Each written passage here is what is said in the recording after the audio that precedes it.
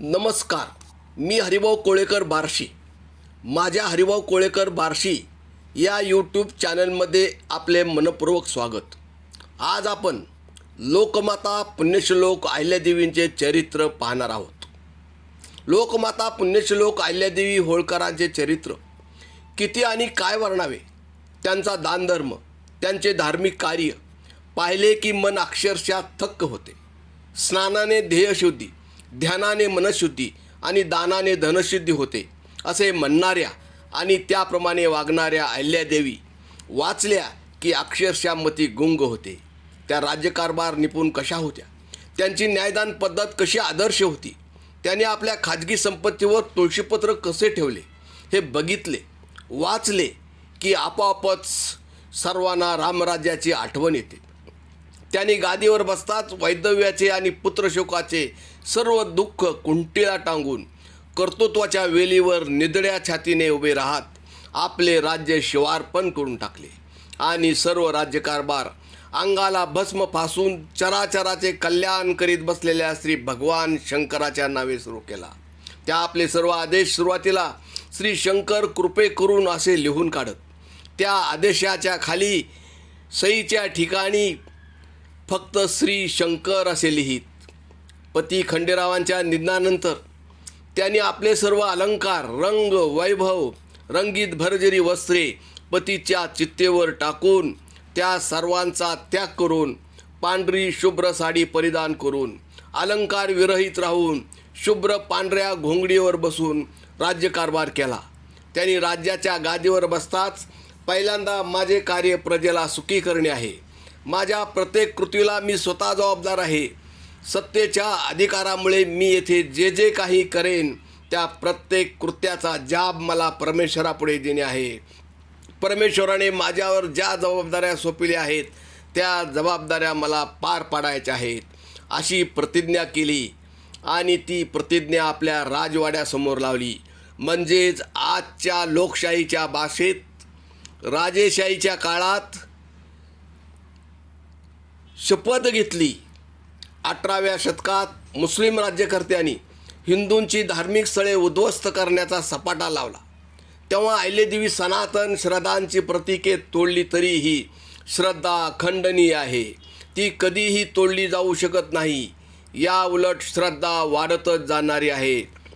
त्या श्रद्धेच्या माथ्यावर शेंदूर चमकविण्यासाठीच आम्ही मंदिरे, मूर्ती, घाट, धर्मशाळा मोठ्या प्रमाणात बांधत आहोत.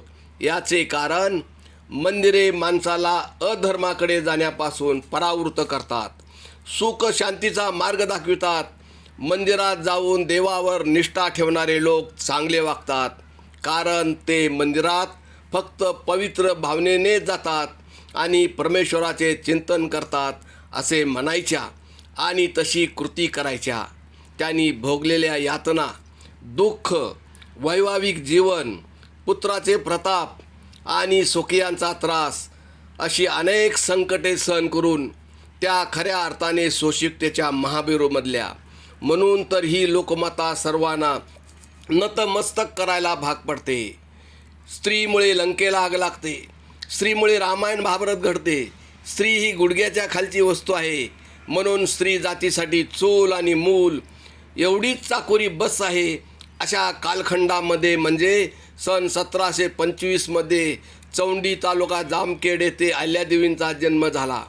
तो काळ अष्टवर्षा भवे तो कन्या, म्हणजे मुलगी 8 वर्षाची झाली की तिचे लग्न केले जाई.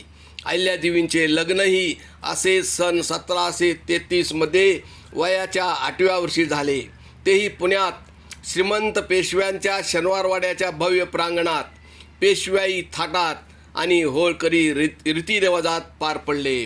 अहिल्यादेवींच्या लग्नात अहिल्यादेवींच्या अंगावर थोडके नव्हे तर चक्क 200 तोळे सोने, म्हणजे किलोच्या मापात 2 किलो सोने घातले गेले होते. अहिल्यादेवी लग्न होऊन होळकरांच्या घरात गेल्या, त्या सोन पावले घेऊनच गेल्या. त्या जशा योगायोगाने होळकरांच्या घरात गेल्या तसे होळकरांचे ऐश्वर वाढतच गेले. पेशव्यांनी त्यांना वंशपरंपरागत चालणारी वतने, परगणे दिले.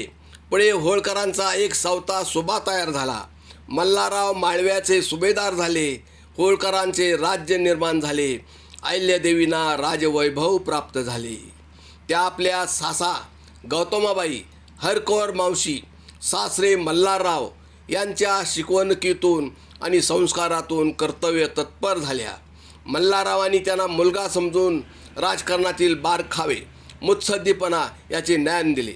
तर गौतमाबाईंनी स्त्रीने काडी काडी जमवून माडी उभी करायची असते, असा संसार करावा असे समजावले. यातूनच त्यांनी राज्यकर्त्यांच्या अंगी असावे लागणारे सारे गुण आत्मसात केले. म्हणूनच अहिल्यादेवींनी राज्यकारभारावर प्रभावी नियंत्रण ठेवून राज्याचा गाडा व्यवस्थित चालविला. त्या एका नजरेत हिशोबाची चूक काढू लागल्या. त्यांनी राज्यात सर्व ठिकाणी घोडेस्वारी करत गावे, तालुके, परगणे, त्यातील रस्ते, नद्या, नाले, पहाड, पिके वगैरे भौगोलिक, सामाजिक आणि प्रशासकीय स्थितीची खडानखडा माहिती आत्मसात केली.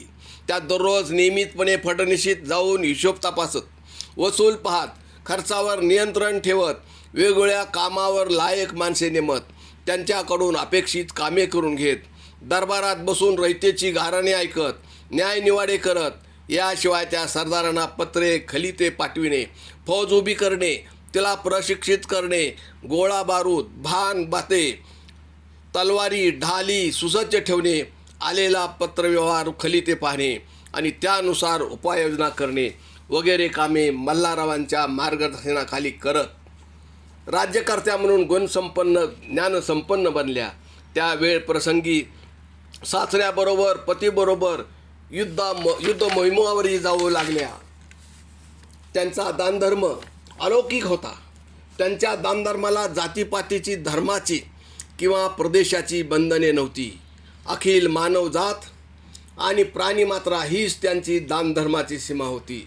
हिमालयाच्या बर्फाच्छादित शिखरापासून ते थेट तिन्ही बाजूला पसरलेल्या अथांग महासागराच्या किनाऱ्यापर्यंत आज कुठेही जावा किंवा काश्मीरपासून खाली कन्याकुमारीपर्यंत जावा, तेथे त्यांनी कुठल्या ना कुठल्या स्वरूपात बांधलेली मंदिरे, नदीवरचे घाट, धर्मशाळा, पानपोया, खोदलेल्या विहिरी, अन्नक्षेत्रे सर्वत्र पाहायला मिळतील. त्या नेहमी सद्गुणाला जात नसते, शौर्याला धर्म नसतो असे म्हणायच्या आणि त्याप्रमाणे वागायच्या. त्या हिंदू मंदिरांना जशा मदत करत, तशा मुस्लिमांच्या मशिदींनाही मदत करत. त्या हिंदू धर्मगुरूंना जसे दान देत, तसे मुस्लिम मुल्ला मौलवींना, फकीरांनाही खैराती वाटत. त्या हिंदू मुस्लिमांचे नाते बंधुभावाचे आहे असे समजून हिंदू मुस्लिमांनी बंधुभावाने वागावे असे सांगत त्यांनी बांधलेले रस्ते, अन्नछत्रे, पानपोया, विहिरी, धर्मशाळा या सर्व धर्मासाठी खुल्या होत्या. त्यांचे हे सर्व धर्मसमभावाचे धोरण त्यांनी आपल्या राज्यात सुमारे 220 वर्षापूर्वी अंमलात आणले.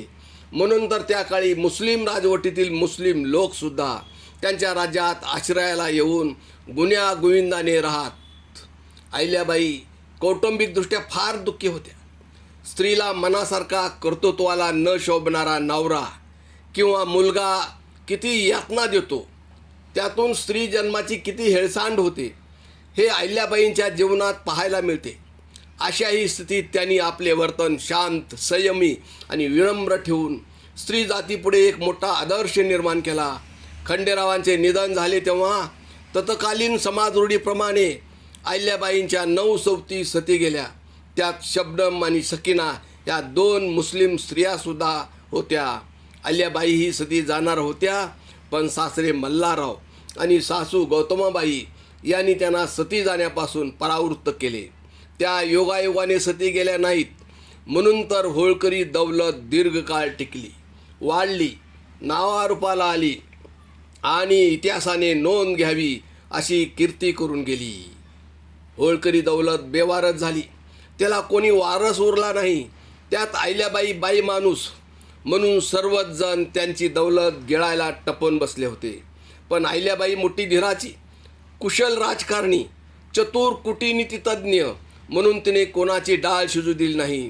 त्यांनी एकेका फटकाऱ्यात राघोबादादा पेशवे, गंगोबादादा फडणवीस, महादजी शिंदे अशा अनेक राजे रजवाड्यांना पगार केले. त्या नेहमी म्हणत, मी सुभेदाराची सून आहे असे म्हणत याचे कारण या 4 शब्दात त्या काळी फार मोठी जादू होती. अहिल्याबाईंचे हे 4 शब्द ऐकतात पेशव्यांचे मोठमोठे सरदार, इतर राजे राजवाडे थरथर कापत. हा अहिल्याबाईंचा बाणेदारपणा, करारीपणा, मुत्सद्दीपणा जगविख्यात होता.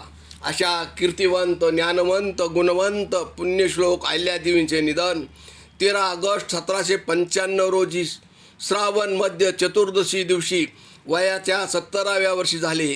त्यांनी मृत्यूसमयी ओम नमः शिवाय हे शब्द उच्चारताच त्यांच्या देवघरातील घंटा कडी तुटून खाली सोन्याच्या पालखीत पडली. त्यांनी प्राण सोडताच त्यांच्या गोट्यातील गायीने हंबरडा फोडून जीव सोडला.